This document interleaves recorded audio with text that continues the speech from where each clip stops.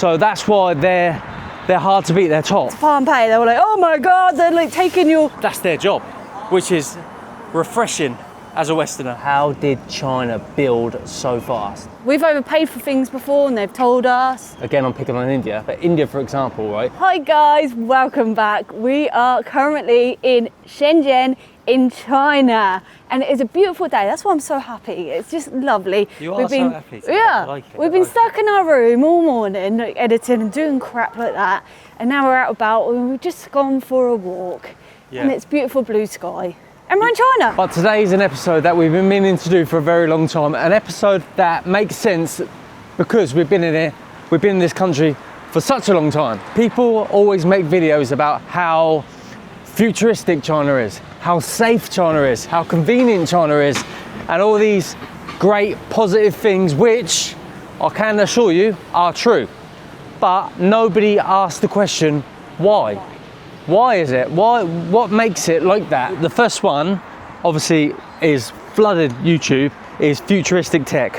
Why is China so futuristic? Through a little bit of research and what we've learned, I've learned that testing and scaling is easy when you've got 1.4 billion people in a country. For example, we went to the showroom the other day inside a mall and they had 30 different brands all competing with each other. So competition is fierce, so they have to be always improving, always getting better, as well as, so say for example, a new bit of technology comes on the market and they need to test it.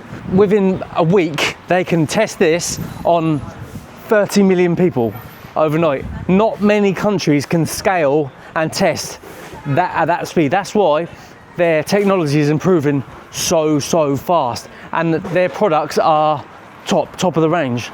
And the same with manufacturing as well. So factories are popping up, especially where we are now. Guangdong is like the manufacturing capital. So these factories are popping up all over the place. They've got, say, 1.4 billion people, so they've got many people to take jobs, and work ethic as well. So quality is always improving. Quality control is always improving as well. So that's why they're hard to beat. They're top. So this is probably like one of the really big ones, is that Chinese people are very willing to adapt to like new technology. Technology? Did I say it right? It sounded funny. Definitely. For example, we put on a video Pompeii on our reels and that, and it blew up in the West because they just like thought it was like stupid. Right, so now I'm going to pay for it. I've left my phone and my card at home. I've actually got nothing.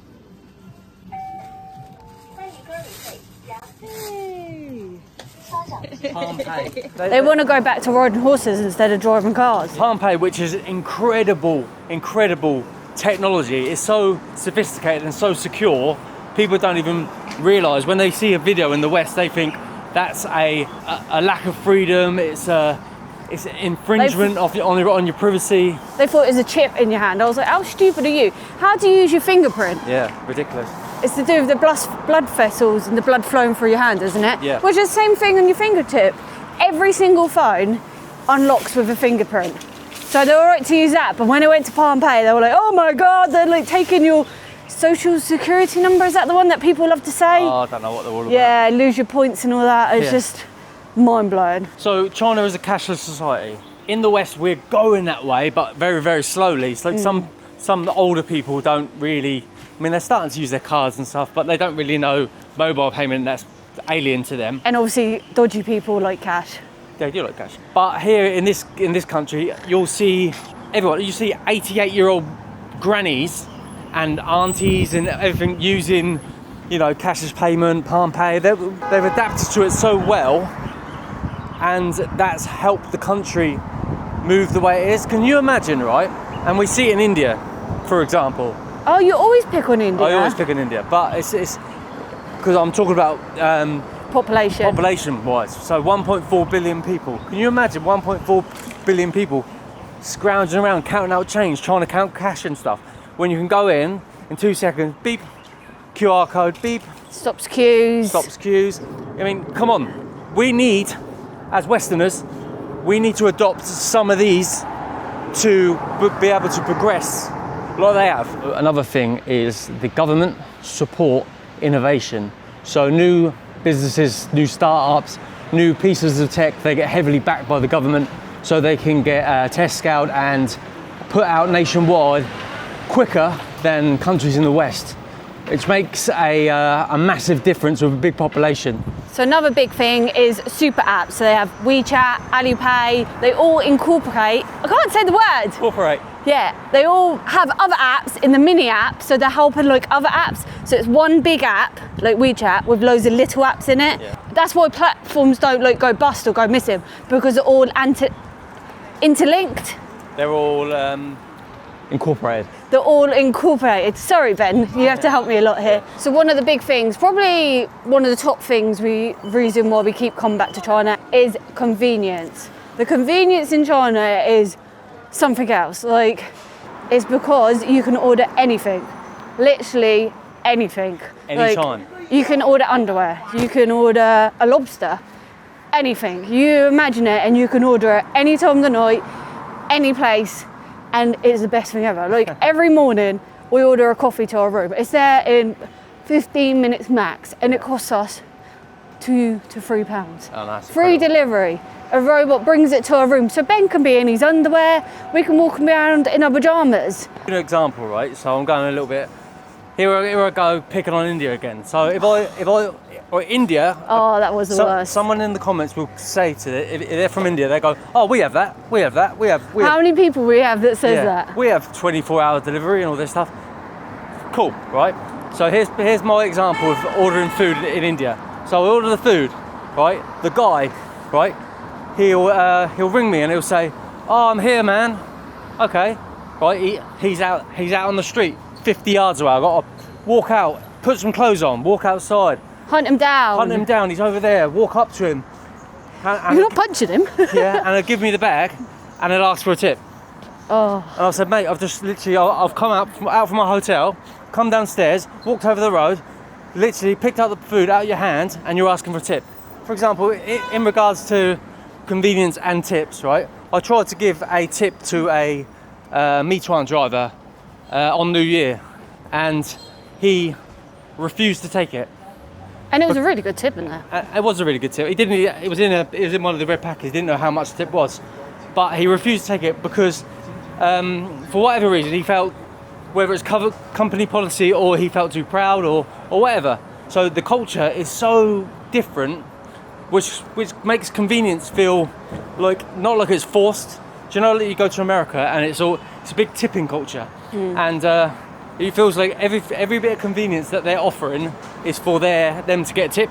Yeah. Whereas here in China, they're offering the service because that's their job, which is refreshing as a Westerner. So one of the main things is getting around China. High-speed railway is everywhere. How many you normally know? 56,000 kilometres. Which is mental. Something like that, yeah, it's mental. Which is probably another reason why I like China, because I don't like flying. And I can get all the way around China just using the high-speed trains. They're affordable, they're comfy, they're on time, they're clean. And they're also convenient.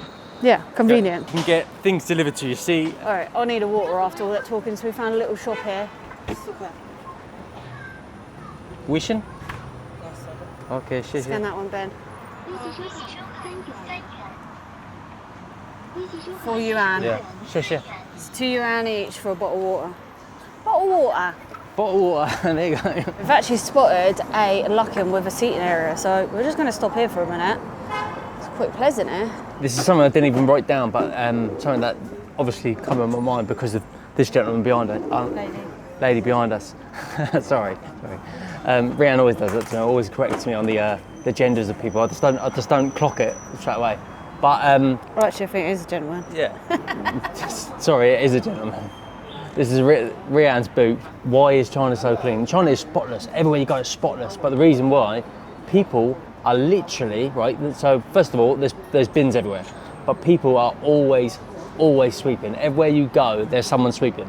Yeah, but it's because government create the jobs for the cleaners. That's why. They keep their country clean, because they're creating these jobs for their citizens. So the country stays clean, and it's creating a job for someone. That is one of the main reasons. Yeah, I saw, and I think, I'll tell you what's a big thing about this as well, is culture. China are very clean, they want to keep things clean culture. Whereas, like, again, I'm picking on India, but India, for example, right, I've seen a reel on Instagram, and a guy sweeps the chain, sweeps all the bottles and rubbish, and there's a big mountain of rubbish, and what's he do with the rubbish? Whoosh, straight out the train door onto the railway tracks outside. And the guy was filming him, and he was like, he saw me filming, and the guy was like, they don't care. Another thing people talk about in their videos a lot, including us, we talk about it a lot as well, is infrastructure. How did China build so fast? We didn't visit China until it was already built. If you look at videos and pictures of China from even like 10, 12 years ago, completely different place. Especially the city we're in now, Shenzhen, is a prime example. So this was a fishing village with 30,000 people. It's now a big, huge city of 17 million. It's actually one of the biggest cities in the world, definitely in the top sort of 50. It's a huge, huge city. One of the main reasons is in the West we have a lot of privately owned land.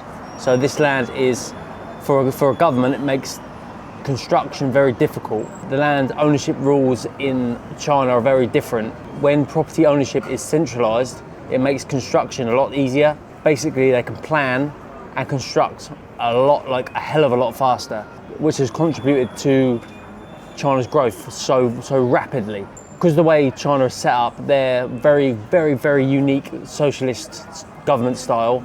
It makes construction almost hard to compete with. So I think other countries that are competing, the likes of America or countries like that, even the UK, I mean, they don't even think the UK are even in the equation, but it's going to be very difficult for them to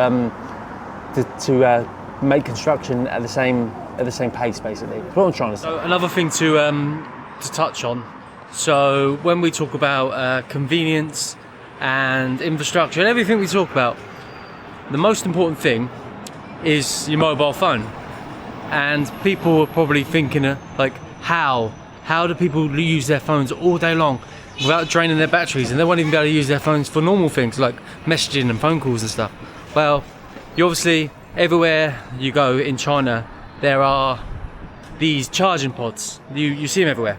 And I was wondering actually, so obviously they thought of a solution to the problem.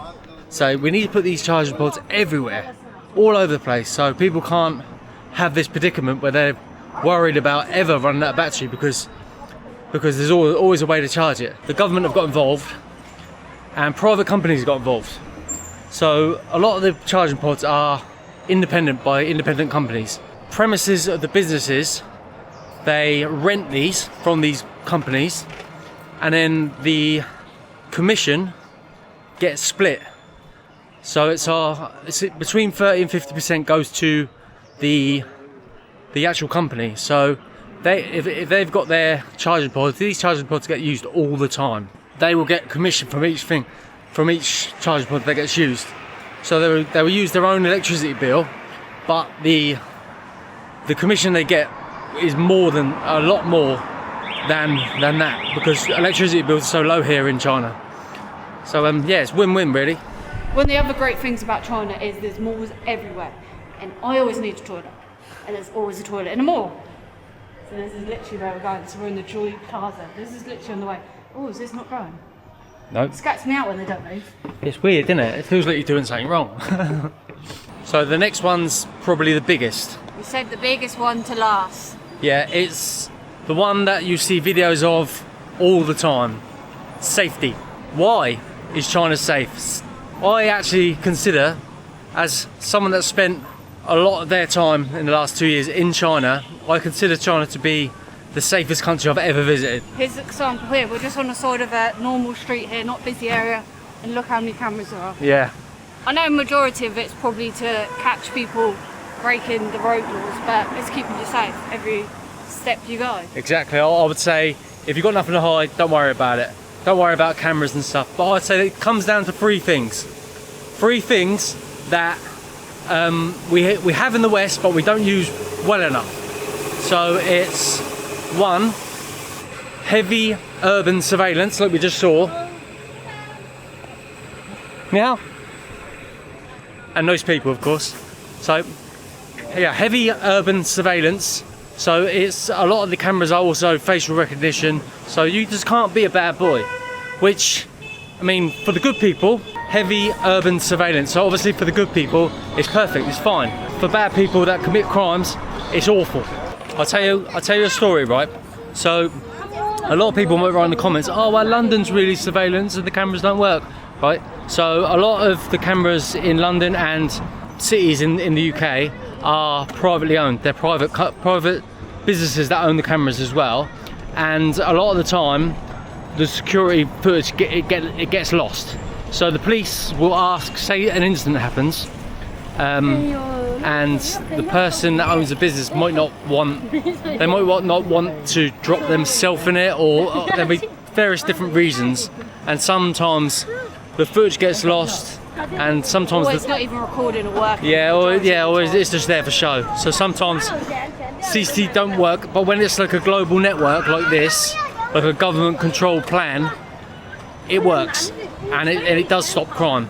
So yeah, that is the point one. Right, number two, strict law enforcement. So I put a reel out the other day, and it was a one of these, like, what do you call them? Like manless. Manless shops. Unmanned shop, basically. So you walk in, scan the QR code, pick up what you want, scan it, and walk out. Amazing thing if it works. It wouldn't work in a Western country. Right, here's the reason. Right, it would get abused. So once you open the door, all sorts of people would flood in, take everything out of the shop and walk off, and you never get punished for it. So here, I put the reel out, and people writ on it, oh, that's because in China, if you steal, you go to prison. And I'm like, yeah, that's exactly what should happen. If that happens, that's why they can have these shops. That's why they can have the freedom to have these shops. But in the West, people literally do what they want and they don't get punished, and that's why they do what they want. So the other thing is culture. People here are just so nice and honest. Yeah, they are. I think that's what makes it safe as well. Like when we were in Harborne, I dropped my pocket camera, and when the girls ran after me, I was like, your camera. Like, how nice is that? Like, in the West, I'm sorry, West, in our home country, I doubt someone would do that. Maybe in our city, because some people are nice, but I can't see that happening. We've overpaid for things before, and they've told us, like... It's very honest people, and it makes a hell of a difference. Right, so I'm going to end on this quote. So this was on Facebook, right? They said, freedom without safety is like wealth without health. It made me think a lot. So yeah, you guys at home think about that as well. But the next video is all about futuristic. I mean, you can't come to the world's most advanced city and not do futuristic stuff. So subscribe. Hello. How are you? Okay? 你这个相机是大疆的吗 Oh, okay. Yes, 大疆。 Do you speak English? Don't know what you're saying. I don't know. Yes. Spell. Yay. All right, you need to be just look back there. Not too far, just, that's it. Got 1.4 billion, sorry. So guys, I forgot. Hold on. Flip it off then instead of wasting time. They all incorporate. Yeah, incorporate.